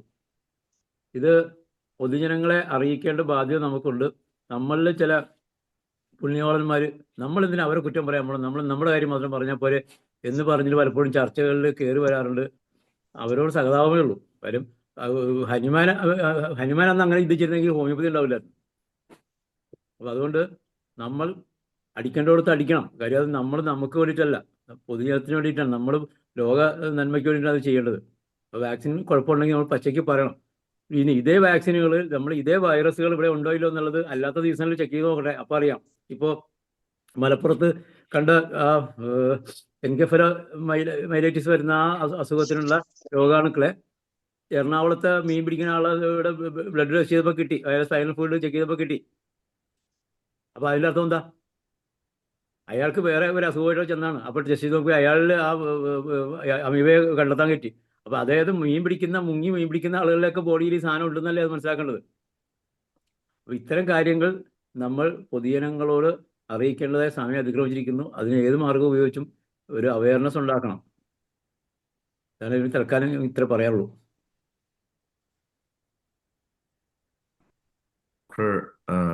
സലിം കുമാർ, ഇനി ഇദ്ദേഹമായിട്ട് doctor Dhanesh doctor hand raise ചെയ്തിട്ടുണ്ട്. ധനേഷ് ഡോക്ടർ ക്ഷണിച്ചിരിക്കുന്നു. മറ്റു പാനലിസ്റ്റ് വന്നിട്ടുണ്ടോ ഡോക്ടർ ധനേഷ്? ഇല്ല, ഹരികുമാർ ആൻഡ് ഡോക്ടർ യാഹിയ? ഇല്ല, ഹരികുമാർ ഡോക്ടർ എത്തില്ല. ഡോക്ടർ യാത്രയിലാണെന്ന് പറഞ്ഞായിരുന്നു. പിന്നെ യഹിയ ഡോക്ടറെ വിളിച്ചിട്ട് റെസ്പോണ്ട് ചെയ്യുന്നില്ല, റിപ്ലൈയും വന്നില്ല. എന്തെങ്കിലും ഫംഗ്ഷനിലായിരിക്കും. ധനേഷ് ഡോക്ടർ സംസാരിച്ചോളൂ. എന്തായാലും ഈ ജപ്പാനീസ് എൻകഫലൈറ്റിസിന് വേണ്ടി പ്രതിരോധ വാക്സിൻ കൊടുക്കുന്നതിനെ കുറിച്ചുള്ള വാർത്തകൾ നമ്മൾ നമുക്ക് ആ ഓർഡേഴ്സ് എല്ലാം കണ്ടു. നമ്മളത് കഴിഞ്ഞ ദിവസം നമ്മുടെ സൂമിൽ വായിക്കുകയുണ്ടായി, എല്ലാവരുടെ അറിവിലേക്ക് പറയുകയുണ്ടായി. ഇങ്ങനൊരു ചർച്ച നമ്മൾ ആസൂത്രണം ചെയ്യുന്നുണ്ട്. അതിൻ്റെ ഉദ്ദേശം ഇങ്ങനെയുള്ള കാര്യങ്ങൾ എല്ലാവരും പരസ്പരം അറിയാനും നമുക്ക് എന്ത് ചെയ്യാൻ പറ്റുമെന്ന് ആരെങ്കിലും ചോദിച്ചാൽ നമ്മളുടെ കയ്യിൽ എന്താണ് ഉള്ളതെന്ന് പറയാനും കൂടിയാണ്. അപ്പോൾ ഇപ്പോൾ ഈ വേദിയിൽ തന്നെ ജോസ് ഐസക് സാറും അതുപോലെ ഷാജി കുര്യൻ ഡോക്ടറും ദേവരായ ഡോക്ടറും എല്ലാം വളരെ വ്യക്തമായിട്ട് നമ്മളുടെ കയ്യിൽ എന്താണ് ഉള്ളത് എന്ന് വ്യക്തമായിട്ട് പറഞ്ഞു. എന്തുകൊണ്ടാണ് നമ്മുടെ കയ്യിൽ ഇത് ഉണ്ടെന്ന് പറയുന്നത് അതും പറഞ്ഞു. അപ്പോൾ ഈ കാര്യങ്ങൾ നമ്മൾ അറിയുകയും നമ്മളെ ഒന്ന് എല്ലാം ഓർമ്മപ്പെടുത്തലുകളാണ്. അതാണ് ഏറ്റവും ഞാൻ അങ്ങനെ പറയുന്നത്. കാരണം നമുക്കെല്ലാവർക്കും അറിയാം ഇങ്ങനെയൊക്കെ എന്തൊക്കെയോ നമ്മുടെ കയ്യിലൊക്കെ ഉണ്ട്. പക്ഷെ എവിടെയാണ് ഇരിക്കുന്നത്, എങ്ങനെയാണ് എടുക്കേണ്ടത്, എപ്പോഴാണ് കൊടുക്കേണ്ടത്, ഇങ്ങനെയുള്ള സമയത്ത് നമ്മൾ ഉപയോഗിക്കാൻ നമ്മൾ ഓരോരുത്തരും മുന്നിട്ട് ഇറങ്ങിയെങ്കിൽ മാത്രമേ നമ്മുടെ സിസ്റ്റം പൊതുജനങ്ങളിൽ എത്തുള്ളൂ. നമ്മുടെ സിസ്റ്റം കൊണ്ട് പൊതുജനങ്ങൾക്ക് നേട്ടം ഉണ്ടാവുള്ളൂ. നമ്മൾ ഹോമിയോപ്പതി ഡോക്ടർമാർക്ക് നേട്ടം ഉണ്ടാകുന്നു എന്ന് പറഞ്ഞ പോലെ തന്നെ ഈ ഒരു ചികിത്സാ സമ്പ്രദായം കൊണ്ട് പൊതുജനങ്ങൾക്ക് നേട്ടം ഉണ്ടാകണം. കാരണം അവരുടെ ആരോഗ്യത്തിനും ഭാവിയുടെ സുരക്ഷയ്ക്കും ഗുണകരമായ തീരുമാനങ്ങളായിരിക്കണം ആരോഗ്യവകുപ്പ് എടുക്കേണ്ടത്. അതിൻ്റെ ഭാഗമായിട്ടുള്ള നടപടികളാണ് നമ്മൾ സ്വീകരിക്കേണ്ടത്. ഉദാഹരണമായിട്ട് ഇപ്പം നമ്മൾ ഈ പറഞ്ഞ ദേവരായ ഡോക്ടർ പ്രത്യേകം മെൻഷൻ ചെയ്യുകയുണ്ടായി. ആലപ്പുഴയിൽ ഇങ്ങനെ വന്ന സമയത്ത് നമ്മുടെയൊക്കെ ആ, അന്ന് എവിടെയൊന്നും നാട്ടിൻപുറത്തൊന്നും ഇങ്ങനെ ഒരു പ്രതിരോധ സംവിധാനത്തെ കുറിച്ച് ആർക്കും അറിയില്ല. പക്ഷേ എന്നിട്ട് പോലും ഹോമിയോപ്പതിയിൽ പ്രതിരോധം ഉണ്ടെന്ന് പറഞ്ഞ് ഇവിടെയുള്ള ആ, മർച്ചന്റ് യൂണിയൻ, അതുപോലെ തന്നെ പഞ്ചായത്തിന്റെ ആഭിമുഖ്യത്തിലൊക്കെ സംഘടിപ്പിക്കുകയും നമ്മൾ മുന്നിട്ട് ഒരു ചികിത്സാ സ്ഥാപനം അടച്ചിട്ട് വരെ അതിനുവേണ്ടി പ്രവർത്തിക്കുകയും ചെയ്തു. പക്ഷെ അത് ജനങ്ങളിൽ നല്ലൊരു അവയർനെസ് ഉണ്ടാക്കി. ഹോമിയോപ്പതിക്ക് ഇതിനൊരു പ്രതിരോധം ഉണ്ടെന്നുള്ളത് ജനം അത് നല്ല രീതിയിൽ വാങ്ങി കഴിക്കുകയും ചെയ്തു.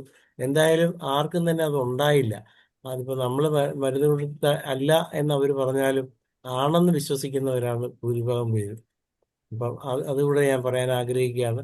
പിന്നെ അതുപോലെ തന്നെ നമ്മൾ ഏറ്റവും പ്രധാനമായിട്ട് എപ്പോഴും ഈ പ്രതിരോധം വരുമ്പോഴാണ് നമ്മൾ എതിർക്കുന്നത്. പ്രതിരോധം നമുക്കുണ്ട്, നമുക്ക് പക്ഷേ നമുക്ക് പറയാവുന്ന വേറൊരു കാര്യം കൂടിയുണ്ട്. ഇവരെന്തുകൊണ്ടാണ് ഈ പ്രതിരോധത്തിന്റെ പുറകെ പോകുന്നത്?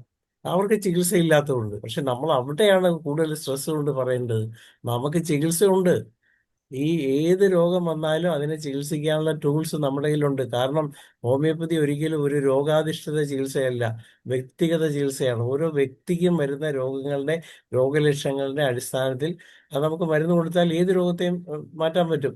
അതിന്റെ വ്യക്തമായ ഒരു തെളിവായിരുന്നു നമ്മളുടെ ഇവിടെ 2007 ചിക്കൻ ഗുനിയ വ്യാപിച്ചപ്പോൾ അന്ന് സംഭവിച്ച ഒരു പ്രധാനപ്പെട്ട ഒരു കാരണം, ഇതിങ്ങനെ വ്യാപിച്ച് 178 190-അടുത്ത് മരണം ഉണ്ടായ ആലപ്പുഴ ജില്ലയിലാണ് ഇത് സംഭവിക്കുന്നത്. ഇത്രയും പേര് മരിച്ചപ്പോഴത്തെ ഏറ്റവും കൂടുതൽ സംഭവിച്ചത് ആലപ്പുഴയാണ്. ആലപ്പുഴ ഇങ്ങനെ മരിച്ചപ്പോഴത്തേക്ക് ജനം അങ്ങ് ഭയപ്പെട്ടിരിക്കുമ്പോഴാണ് നമ്മുടെയൊക്കെ ക്ലിനിക്കുകളിലും ഈ പേഷ്യൻസ് വരാൻ തുടങ്ങിയത്. നമ്മൾ അവരെ ട്രീറ്റ് ചെയ്തപ്പോഴത്തേക്ക് വളരെ അതിശയകരമായ റിസൾട്ട് ഒരു 3 to 5 days കൊണ്ട് ഉണ്ടാകുകയും നമ്മൾ ഈ വീഡിയോസ് എല്ലാം റെക്കോർഡ് ചെയ്യുകയും ഈ റെക്കോർഡ് ചെയ്ത വീഡിയോസ് നമ്മൾ പ്രസ് മീറ്റിങ്ങിൽ പ്രസ് ക്ലബിൽ കൊണ്ടുപോയി അവതരിപ്പിക്കുകയും അവരെ കാണിക്കുകയും ചെയ്തപ്പോഴത്തേക്ക് അത് വലിയൊരു വാർത്തയായി. എല്ലാ മാധ്യമങ്ങളിലും ഫ്രണ്ട് പേജ് വാർത്തയായി, 5 കോളം വാർത്തയായിട്ട് വന്നു. അപ്പോൾ അതിനോടൊപ്പം തന്നെ നമുക്ക് ചികിത്സയോടൊപ്പം തന്നെ പ്രതിരോധം ഉണ്ടെന്നും ആ പ്രതിരോധ മരുന്ന് കൊടുക്കുന്നതിനുള്ള സംവിധാനം നമുക്കുണ്ടെന്നും അതിന് സാമ്പത്തിക സഹായം ആവശ്യമാണെന്നും പറഞ്ഞ് നമ്മൾ വാർത്തയിൽ പറയുക, അതൊരു മുഖ്യധാര മാധ്യമങ്ങൾ 1-ാം പേജിൽ റിപ്പോർട്ട് ചെയ്യും.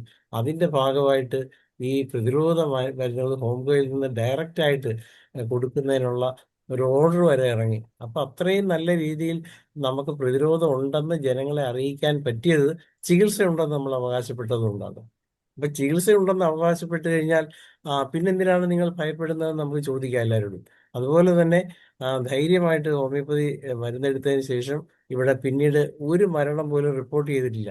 അതിനു മുമ്പ് മരിച്ചതെല്ലാം ഈ യഥാർത്ഥത്തിൽ ഈ രോഗം കൊണ്ട് മരിച്ചതായിരുന്നില്ല, ഇല്ലാത്ത പടക്കം പൊട്ടിച്ചതിന്റെ പേരിൽ ആ പടക്കം കൊണ്ട് ഉണ്ടായ മരണങ്ങളായിരുന്നു. അപ്പൊ ഇത് തന്നെയാണ് നമ്മൾ മനസ്സിലാക്കേണ്ടത്. ചികിത്സ ഇല്ലാത്ത ആൾക്കാർ ചികിത്സിച്ച് കഴിയുമ്പോൾ സ്വാഭാവികമായിട്ട് മരണം ഉണ്ടാവും. ചികിത്സിക്കാൻ അറിയാവുന്ന ചികിത്സയുള്ളവർ ചികിത്സിച്ചാൽ മരണം ഉണ്ടാവില്ല. അത് തന്നെയാണ് ഹോമിയോപ്പതി. അതുകൊണ്ട് നമുക്ക് ഈ പ്രതിരോധവും അതുപോലെ തന്നെ ചികിത്സയും ഒരുപോലെ തന്നെ മുന്നോട്ട് കൊണ്ടുപോകാവുന്ന ഒരു ചികിത്സയാണെന്നാണ് എനിക്ക് പറയാനുള്ളത്. ഈ വേദിയിൽ ഇന്ന് തന്നെ വന്ന പല ഈ വാർത്തകൾ നമ്മുടെ നാട്ടുപുറത്തുള്ള ഏകദേശം 8-10ഓളം ഗ്രൂപ്പുകളിൽ ഞാൻ ഇന്ന് ഷെയർ ചെയ്തു. കാരണം ഇത് ഒരിക്കലും നമ്മളുടെ ഡോക്ടർമാരുടെ ഏറ്റവും വലിയൊരു പരാജയം, നമ്മള് ഹോമിയോപ്പതി ഗ്രൂപ്പുകളിൽ മാത്രമാണ് ഇതൊക്കെ ഷെയർ ചെയ്യുന്നത്. അതല്ല ചെയ്യേണ്ടത്. നമ്മൾ ഹോമിയോപ്പതി വിട്ട് നമ്മുടെ സാധാരണ നമ്മളുള്ള മറ്റു ഗ്രൂപ്പുകളിലെല്ലാം ഇതുപോലുള്ള വാർത്തകൾ ഷെയർ ചെയ്യണം. ദേവരായ ഡോക്ടർ പറഞ്ഞ പോലെ അതിനകത്ത് നമ്മൾ പ്രത്യേകിച്ച് റൈറ്റപ്പ് ഒന്നും എഴുതിയില്ലെങ്കിലും കുഴപ്പമില്ല. ഈ വാർത്ത അതുപോലെ അങ്ങ് ഷെയർ ചെയ്താൽ മതി. ആ വാർത്ത ഷെയർ ചെയ്യുമ്പോൾ അത് ജനം വായിക്കുകയും എന്തുകൊണ്ടാണ് ഇത് ഷെയർ ചെയ്യുന്നത് അവർ മനസ്സിലാക്കുകയും ചെയ്യും. ഇത്രയാണ് എനിക്ക് താങ്ക് യു സെഷനിൽ ആഡ് ഡോക്ടർ ചെയ്യാൻ. ധനേഷ്. സോ ഇനി ഞാൻ ശ്രീധരക്കുറുപ്പ് ഡോക്ടറെ വിളിക്കുകയാണ്. അദ്ദേഹം സീനിയർ ആയിട്ടുള്ള നമ്മുടെ കോട്ടയത്തുള്ള regional mental health homeo research ഇൻസ്റ്റിറ്റ്യൂട്ടിലെ ഡയറക്ടറായിട്ട് ഇരുന്നയാളാണ്. അദ്ദേഹം വളരെ എക്സ്പീരിയൻസ്ഡ് ആയിട്ടുള്ള ഡോക്ടറാണ്. ഡോക്ടർ ശ്രീധരക്കുറുപ്പ് സാറിനെ ക്ഷണിക്കുന്നു. കുറുപ്പ് സാർ അൺമ്യൂട്ട് ചെയ്യൂ പ്ലീസ്.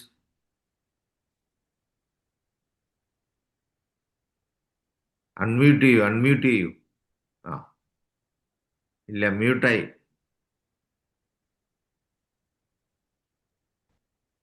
ആ ഓക്കെ.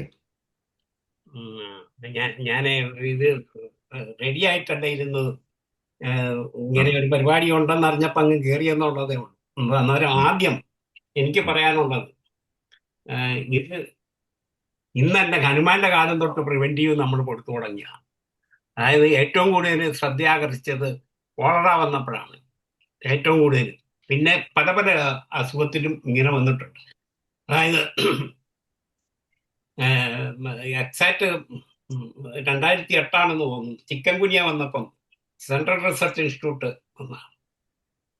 CCRHന്റെ യൂറോപ്പിന്റെ ഒരു പ്രിവെന്റീവ് സ്റ്റഡി നടത്തി ചിക്കൻ ഗുനിയയ്ക്ക്. ഏകദേശം 45,000 പേർക്ക് കൊടുത്തു. പക്ഷെ അതിൽ 2,500 പേര് എടുത്തില്ല. അതിൻ്റെ അകത്ത് വന്നത് ബ്രയോണിയാണ്. ഇവിടെ ഇതാണ് പറയുന്നെങ്കിൽ ഞാൻ ഇതിൻ്റെ ഒരു ആമുഖം എന്നുള്ള രീതിയിൽ പറയുന്നു. കൊടുത്ത് അത് റിസൾട്ട് അയച്ചു. റിസൾട്ട് അയച്ചത് പബ്ലിഷിങ് ചെയ്തു. CCRH അത് പബ്ലിഷ് ചെയ്തു. ജേർണലിലെല്ലാം ഇന്റർനാഷണൽ ജേർണലിലൊക്കെ പബ്ലിഷ് ചെയ്തു. പക്ഷേ ഇങ്ങനെയുള്ള ഇത് വരുമ്പോൾ നമുക്ക് റീച്ച് എന്ന് പറയുന്ന ഒരു പ്രസ്ഥാനം തിരുവനന്തപുരത്തുണ്ട്. അത് ഗവൺമെന്റ് പല ബോഡികളും ഒക്കെ കൂടെ കൂടിയതാണ്. അവർ ഈ സമയത്ത് എന്നാ എടുക്കുന്നതെന്ന് നമുക്കറിയത്തില്ല. എന്നാണെന്ന് വെച്ചാൽ ഈ സമയത്ത് ഇവരെല്ലാം കൂടെ കൂട്ടി ഒന്നിച്ച്, അതായത് ഞങ്ങൾ കണ്ടുപിടിച്ചത് ബ്രയോണിയ, അതിനകത്ത് വേറെ ചില, ഞാൻ പേര് പറയുന്നില്ല കാരണം ആരും ഇൻസൾട്ട് ചെയ്യാൻ വേണ്ടിയല്ല, ചിലർ റെസ്റ്റോക്സ് കൊടുത്തു. പക്ഷെ റെസ്റ്റോക്സ് കഴിച്ചിട്ടുള്ളവരൊക്കെ വന്നിട്ട് വേറെയുള്ള സ്ഥാപനങ്ങളിൽ നിന്ന് കഴിച്ചിട്ട് വന്നവരെല്ലാം നമ്മളെ വന്നു പറഞ്ഞു റെസ്റ്റോക്സ് കഴിച്ചിട്ടും വന്നു. പക്ഷെ ബ്രയോണിയ കഴിച്ചിട്ടുള്ളവർ ആർക്കും വലിയ കോംപ്ലിക്കേഷൻ ഒന്നും വന്നുമില്ല, തിരിച്ചു വന്നുമില്ല. പ്രിവെന്റ് ആയിട്ട് കൊടുത്തവർക്ക് വന്നുമില്ല. പക്ഷെ അന്നേരം നമ്മളൊരു പ്രിവെന്റീവ് സെലക്ട് ചെയ്യുമ്പോൾ എല്ലാവരും കൂടെ കൂടി ഒരുമിച്ച് ഒരു മീറ്റിംഗ് വിളിച്ചു കൂട്ടി അബുദ്ധിവെച്ച് അതിനാണ് റീച്ചൊക്കെ ഉണ്ടാക്കിയത്. പക്ഷെ അവരുടെ ഒന്നും അത്ര എഫക്റ്റീവായിട്ട് ഞാൻ കണ്ടില്ല. എന്നാൽ ഇതിനിടയ്ക്ക് ആരോ പറയാറുണ്ടായി പ്രൈമറി കോംപ്ലക്സിനെ കുറിച്ച്. ഞാൻ എൻ്റെ റിട്ടയർഡ് ചെയ്ത് കഴിഞ്ഞിട്ടൊരു സ്റ്റഡി നടത്തി. അത് പ്രൈമറി കോംപ്ലക്സ് കുറിച്ചാണ്. അത് പല കോൺസ്റ്റിറ്റ്യൂഷണൽ മെഡിസിനും, പ്രത്യേകിച്ച് ട്യൂബർക്കുലിനം, അതുപോലെ ബേസിലിനം, അതുപോലെ കാർക്കേറിയ കാർബ് ഒക്കെ വളരെ എഫക്റ്റീവാണ് ഈ പ്രൈമറി കോംപ്ലക്സിന്. എന്ന് പറഞ്ഞ മാതിരി ഇപ്പൊ പറഞ്ഞല്ലോ 1999 തൊട്ട് 2002 വരെ എൻ്റെ ചില ഫ്രണ്ട്സൊക്കെ ഈ CCRHന്റെ ഒരു യൂണിറ്റ് ഗുഡിവാഡയിലുണ്ട്. അവരുമായിട്ട് ഡിസ്കസ് ചെയ്തപ്പോൾ കംപ്ലീറ്റ് അവർക്കത് തീർത്തും അലോപ്പതി നിൽക്കാതെ വന്നപ്പം തീർത്തും ഹോമിയോപ്പതി കൊണ്ട് തന്നെ അത് കൺട്രോൾ ചെയ്യാൻ പറ്റും. അതുകൊണ്ട് നമുക്ക് ഇതൊന്നും പേടിക്കേണ്ട കാര്യമില്ല. അതായത് വേറെ ചില കേസുകളിൽ എനിക്ക് അത് ഇൻഡിക്കേറ്റഡ് മെഡിസിൻ കോൺസ്റ്റിറ്റ്യൂഷനാണ്, അല്ലെങ്കിൽ അതിൻ്റെ മൊഡാലിറ്റി കോൺകോമിറ്റൻ്റ്, ഇതെല്ലാം നോക്കി ഇൻഡിക്കേറ്റഡ് മെഡിസിൻ സെലക്ട് ചെയ്ത്, അതായത് ജീനസ് എപ്പിഡെമിക്കസ് കണ്ടുപിടിച്ചിട്ട് ഒരു 30-40 കേസിൻ്റെ ജീനസ് എപ്പിഡെമിക്കസ് കണ്ടുപിടിച്ചിട്ട് അതാണ് അതിൻ്റെ പ്രിവെൻറ്റീവ്. അല്ല നമുക്ക് ഒറ്റയടിക്ക് ഇങ്ങനെ ഇരുന്ന് പറയാൻ പറ്റിയല്ല, എങ്കിലും അത് പഠിക്കണം. അത് ഇവിടെ കണ്ടുപിടിച്ചത് അങ്ങനെയാണ്. ശരിക്ക് ജീനസ് എപ്പിഡെമിക്കസ് കണ്ടുപിടിച്ചിട്ടാണ് ഈ BCT സെലക്ട് ചെയ്യാനുള്ള കാരണം. എന്ന് പറഞ്ഞ മാതിരി നമുക്ക് അതുപോലെ അത് കഴിഞ്ഞിട്ട് പിന്നെ ഒരു ഇത് വന്നു, സിൻപ്ലൂ വന്നപ്പം ഫോസ്ഫറസ്, അങ്ങനെ കുറെ മെഡിസിനുകളെല്ലാം കൂടെ കൊടുത്തു. അതും വളരെ സക്സസ്ഫുള്ളായി. ഇതിൽ കൊടുക്കാൻ പറ്റിയ ചില മരുന്നുകൾ, ഒന്ന് ബെല്ലോണ, അതെല്ലാവരും പറഞ്ഞത് തന്നെയാണ്. അതിൻ്റെ ഞരമ്പുകൾ ഞെരുങ്ങിയ ഒരു കൺജസ്റ്റീവ് ഫീലിംഗ് വരും മസ്തിഷ്കത്തിൽ, അതായത് തലച്ചോറ് പനിയോടുകൂടി ഈ പിച്ചും പേയും പറയുന്ന സ്വഭാവം, മുഖത്തും കണ്ണിനും ചുവപ്പ് നിറം കാണുന്നു. ഇതൊക്കെ വന്നാലാണ് നമുക്ക് ബെല്ലോണ സജസ്റ്റ് കൊടുക്കാൻ പറ്റുന്നത്. പിന്നെ ഏറ്റവും ആദ്യം നൽകാവുന്ന വേറൊരു മരുന്ന് അക്നൈറ്റാണ്. ആരും ഇവിടെ പറഞ്ഞ് ഞാൻ കേട്ടില്ല അതിനെക്കുറിച്ചൊന്നും. അതുകൊണ്ടാണ് ഞാൻ പറയുന്നത്. ഇത് സാധ്യതയുള്ള മരുന്നുകളെ കുറിച്ചാണ് പറയുന്നത്. ആദ്യഘട്ടത്തിൽ നൽകാവുന്നത് അക്നൈറ്റാണ്. ദാഹത്തോടു കൂടി കാണുന്ന പനി, രോഗികളിൽ അസ്വസ്ഥതയും ആകാംക്ഷയും കാണുന്നു. എന്നാൽ ഈ രോഗിക്ക് എത്രയും പിടിയുന്നു ഇത് കണ്ടിട്ടൊരു പേടി, ഭയമാണ് അതിൻ്റെ അകത്ത് കൂടുതൽ. എല്ലാവരും അപ്പുറേ കുട്ടികൾ മരിക്കുന്നു, ഇപ്പുറേ കുട്ടികൾ മരിക്കുന്നു, ഇങ്ങനെയൊക്കെ കാണുമ്പോൾ ഭയം തോന്നുന്നു. മരിക്കുമെന്നുള്ള ഭയമുള്ളതിന് കൂടുതൽ കൊടുക്കാവുന്ന മരുന്ന് അക്നൈറ്റാണ്. പിന്നെ ഒന്നുള്ളത് എപ്പിസ്മിലിപ്പിക്കാത്ത, മുഖത്ത് നീര് കാണുക, രോഗി ഉറക്കത്തിലും അബോധാവസ്ഥയിലും നിലവിളിക്കുന്ന കേസുകളിൽ എപ്പിസ്മിലിപ്പിക്ക കൊടുക്കാം. പിന്നെ ബുദ്ധിമാന്യത, ഓർമ്മക്കുറവ് അനുഭവപ്പെടുന്ന രോഗികളാണെങ്കിൽ, മുഖവും മയക്കവും കാണുന്നതാണെങ്കിൽ പെലിബോറസ് ഒരു നല്ലൊരു മെഡിസിനാണ് ഈ മസ്തിഷ്ക ജ്വരത്തിന്, അതായത് പ്രത്യേകിച്ച് എൻകെഫലൈറ്റിസിന്. വേറൊന്ന് തലയ്ക്കും മുഖത്തും ഉണ്ടാകുന്ന ആഘാതത്തോടു കൂടി കാണുന്ന മസ്തിഷ്ക നീർവീക്കം, ശക്തമായ സ്പന്ദനവും തലകറക്കവും കാണുക, അബോധാവസ്ഥയിലുള്ള ഈ പിച്ചുമ്പയും പറയുകയാണെങ്കിൽ ഹയോസിയാമസ് നല്ലൊരു മെഡിസിനാണ്. പിന്നെ ഒരെണ്ണം സ്ട്രമോണിയം, നീർവീക്കത്തോടു കൂടി മൂർധാവിൽ ചൂടും വെടിപ്പും അനുഭവപ്പെടുന്നതിന് സ്ട്രമോണിയം നല്ലൊരു മെഡിസിനാണ്. വേറൊന്ന് റൂട്ട, എന്തെങ്കിലും ക്ഷേമം കൊണ്ടോ തലച്ചോറിൻ്റെ നീർവീക്കം കൊണ്ടോ ഒക്കെ കൂടുതൽ കാണുകയാണെങ്കിൽ റൂട്ട നല്ലതാണ്. പിന്നെ ജൽസീമിയം, തലകറക്കം, തലയ്ക്കും കൺപോളകൾക്കും ഭാരം അനുഭവപ്പെടുന്നു, തലവേദനയ്ക്ക് മുൻപായി കാഴ്ച മങ്ങി വരുന്നു, ജൽസീമിയാണ്. പിന്നുള്ളത് തലച്ചോറിൻ്റെ കോശങ്ങൾക്ക് നാശം സംഭവിക്കുകയാണെങ്കിൽ ആർജൻ നൈട്രിക്ക്, ബയോകെമിക്കൽ ഔഷധം പറമ്പോസാണ്. ഇത്രയാണ് എനിക്ക് പറയാനുള്ളത്. എന്തായാലും ഓക്കെ സാർ. വന്നു കഴിഞ്ഞും വരാതിരിക്കാനും നമ്മുടെ മരുന്ന് വളരെ ഉത്തമം. പല ഇതുപോലുള്ള ഓക്കെ സാർ. പകർച്ചവ്യാധികൾ. Thank you one and all for okay, thank you. ഇനി അടുത്തത് കൈവർത്തിയിരിക്കുന്ന ഡോക്ടർ ഷഫീഖ് ആണ്. Doctor Shafeeq please. ഷഫീഖ് ഡോക്ടറെ, ഷഫീഖ് ഡോക്ടർ ഇല്ലേ? ഷഫീഖ് ഡോക്ടർ അൺമ്യൂട്ട് ചെയ്ത് സംസാരിക്കൂ പ്ലീസ്. കേൾക്കാവോ? കേൾക്കാം സാർ. അല്ല, നമ്മുടെ ഇതിലിപ്പോ പറഞ്ഞതില് നമ്മുടെ ദേവൻ ഡോക്ടർ പറഞ്ഞു വിവരാവകാശത്തില് നമ്മള് ചോദിക്കണമെന്ന്. അത് ചോദിക്കുമ്പോൾ ഹോമിയോ ഡോക്ടേഴ്സ് അല്ല വിവരാവകാശത്തിൽ ചോദിക്കേണ്ടത്, ഹോമിയോ ലവേഴ്സിനെ കൊണ്ടായിരിക്കണം ചോദിപ്പിക്കേണ്ടത്. കാരണം പബ്ലിക് ഇത് ഉപയോഗിക്കുന്ന ഞങ്ങൾ ഹോമിയോ ആണ് ഉപയോഗിക്കുന്നത്, ഞങ്ങൾ പല പ്രതിരോധങ്ങളും ഹോമിയോ ഉപയോഗിച്ചിട്ടുണ്ട്, അതിന് എഫക്റ്റീവ്നെസ് കിട്ടിയിട്ടുണ്ട്.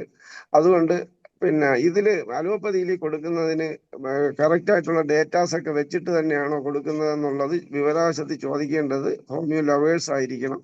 അത് പ്രത്യേകം നമ്മൾ ശ്രദ്ധിക്കുക. പിന്നെ നമ്മുടെ കുറുപ്പ് സാറ് പറഞ്ഞതുപോലെ റീച്ച് എന്ന് പറയുന്ന ഒരു സംഗതി ഡിപ്പാർട്ട്മെന്റ് തലത്തിലുണ്ടായിരുന്നു. അതിന്റെ പ്രവർത്തനമൊന്നും ഇപ്പൊ ഇല്ല എന്നുള്ളതാണ് ഞാൻ മനസ്സിലാക്കുന്നത്.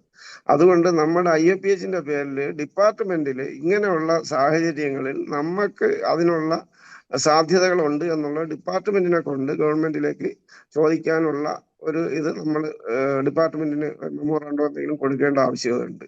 പിന്നെ അതുപോലെ ഈ സ്കൂളിൽ കൊടുക്കുന്നതിനെ കുറിച്ച് ഡെവലപ്ഡ് കൺട്രീസിൽ വരെ ഇപ്പം ജോസഫ് ഡോക്ടർ പറഞ്ഞു, അമേരിക്കയിലൊക്കെ ഇപ്പം സ്കൂൾ തലത്തിലുള്ള ഇത് നിർത്തിയിട്ടുണ്ട്. ഈ സ്കൂളുകളിൽ ഇപ്പം മരുന്ന് കൊടുപ്പ് തന്നെ ഇപ്പം വിരമരുന്നെന്ന് പറഞ്ഞുകൊണ്ട് കൊടുത്തു. ഇതൊക്കെ ടെസ്റ്റ് ഡോസുകളാണ്.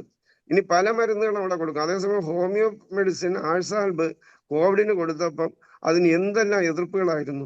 സൈഡ് എഫക്റ്റ് ഇല്ലാത്ത ഒരു മരുന്ന് ഗവൺമെന്റ് അപ്രൂവലോടുകൂടി നമ്മൾ കൊടുത്തപ്പോൾ അത് ഭയങ്കര വിഷമാണെന്നും ഇതൊക്കെ. അപ്പം അങ്ങനെ ചെയ്യുന്ന സൈഡ് എഫക്റ്റ് ഇല്ലാത്ത ഹോമിയോ മരുന്ന് കൊടുത്താൽ ചോദ്യം ചെയ്യാൻ ഇവിടെ ആളുകളുണ്ട്. എന്നാൽ സൈഡ് എഫക്റ്റ് ഉള്ള ഇപ്പൊ എടുത്ത ദിവസങ്ങളിൽ തന്നെ പല കുട്ടികൾക്കും ഇപ്പൊ 100 കുട്ടികൾ 2 കുട്ടികൾക്ക് വരുന്നു എന്ന് പറഞ്ഞു. അപ്പൊ നമുക്ക് അതിന്റെ റേഷ്യോ എടുത്താൽ മനസ്സിലാവുമല്ലോ എത്ര കുട്ടികൾക്ക് വരുമെന്നുള്ളത്.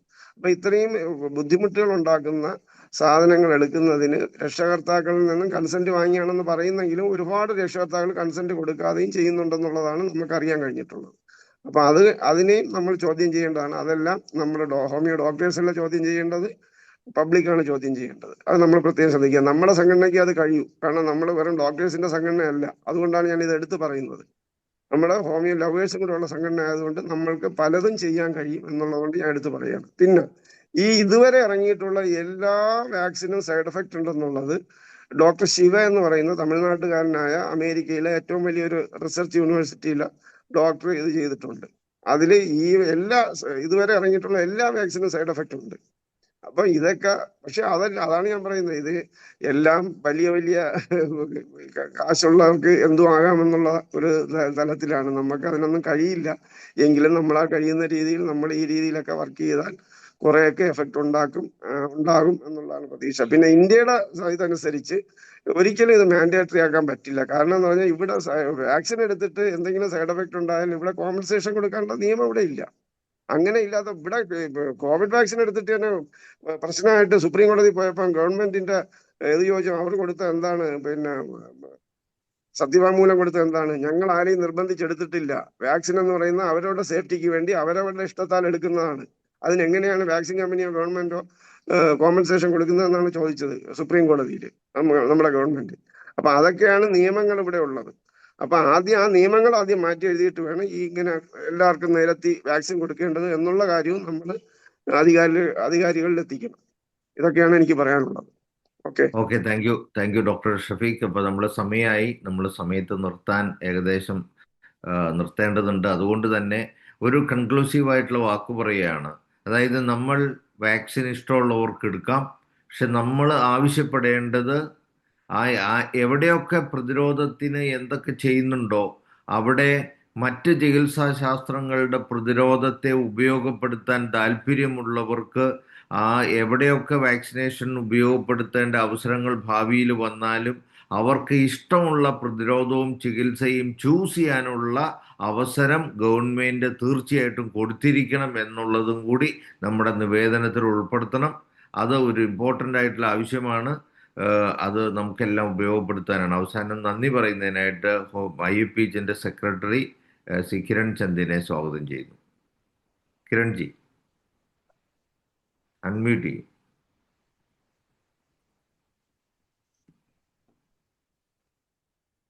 നമസ്തേ. എല്ലാവർക്കും എൻ്റെ വിനീതമായ നമസ്കാരം. വളരെ വാല്യുബിൾ ആയിട്ടുള്ള ഒരു ചർച്ചയാണ് മുന്നോട്ട് പോയത്. എൻ്റെ ശബ്ദം ക്ഷമിക്കണം, എനിക്ക് കഴിഞ്ഞ ദിവസം വീണ്ടും എൻ്റെ ഒരു അശ്രദ്ധ മൂലം ഒരു ചെറിയ അപകടം പറ്റി. ഞാൻ നോൺ വെജ് കഴിച്ചുകൊണ്ടിരുന്നപ്പോൾ വീണ്ടും എൻ്റെ തൊണ്ടയിൽ മുള്ളുപോയി.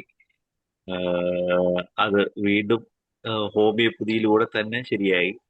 ഞാൻ കഴിഞ്ഞ 2-3 ദിവസം മരുന്ന് കഴിച്ചു, 2 ദിവസം മരുന്ന് കഴിച്ചു. അപ്പോൾ എല്ലാവരും പറഞ്ഞിടത്തെല്ലാം എന്ത് ചെയ്തു, ആശുപത്രിയിൽ പോയോ, എമർജൻസി റൂമിൽ കാണിച്ചോ എന്നൊക്കെ ചോദിച്ചു. ഞാൻ പറഞ്ഞില്ല, ഞാൻ ഹോമിയോപ്പതി മാത്രമേ കഴിച്ചുള്ളൂ, വേറെ ഒന്നും ചെയ്തില്ല. അതിൽ മാറിയോ എന്ന് ചോദിച്ചു. ഞാൻ പറഞ്ഞു മാറി, എനിക്ക് വ്യത്യാസം വരുന്നുണ്ട്. അതെങ്ങനെ മാറും എന്ന് ചോദിച്ചു. ഞാൻ പറഞ്ഞ എമർജൻസി മെഡിസിൻ ഹോമിയോ. ഞാൻ പറഞ്ഞു പണ്ടേ എനിക്കിത് ആദ്യത്തെ അനുഭവമല്ല, വ്യക്തിപരമായി പല അനുഭവങ്ങളും ഉണ്ട്. അതിൽ ഹോമിയോപ്പതിക്ക് എമർജൻസി മെഡിസിൻ ഹാൻഡിൽ ചെയ്യാൻ പറ്റും എന്ന് ചോദിക്കുന്നിടത്തെല്ലാം പറഞ്ഞു.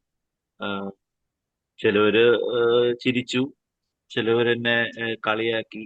ഈ ഹോമിയോപ്പതിയെ സപ്പോർട്ട് ചെയ്യുന്നതുകൊണ്ട് എനിക്ക് സോഷ്യൽ ഇമ്മ്യൂണിറ്റി ഇപ്പൊ വളരെ കുറഞ്ഞു വരികയാണ്. എന്തുകൊണ്ടാണെന്ന് അറിയില്ല.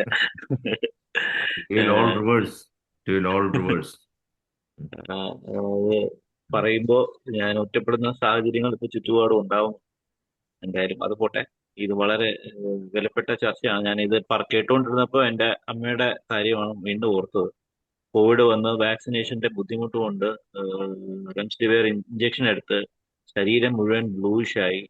കാലെന്നെ ഞാൻ PPE കിറ്റ് കയറിയപ്പോ ഇട്ട് കയറിയ വഴക്കൂടിയിട്ടാണ് കയറിയത്. കയറിയപ്പോ കാല് കാണണ്ട എന്നുള്ള രീതിയിൽ ഡോക്ടർമാർ പെരുമാറി. ഡെത്ത് സമ്മറി തന്നപ്പോഴത്തേക്ക് സെപ്സിസും വാക്സിനേഷനെ കുറിച്ച് എന്തെങ്കിലും കാണുമെന്ന് അതിൽ ഇന്നും ഞാൻ സൂക്ഷിച്ചിട്ടുണ്ട്. ഒന്നുമില്ല.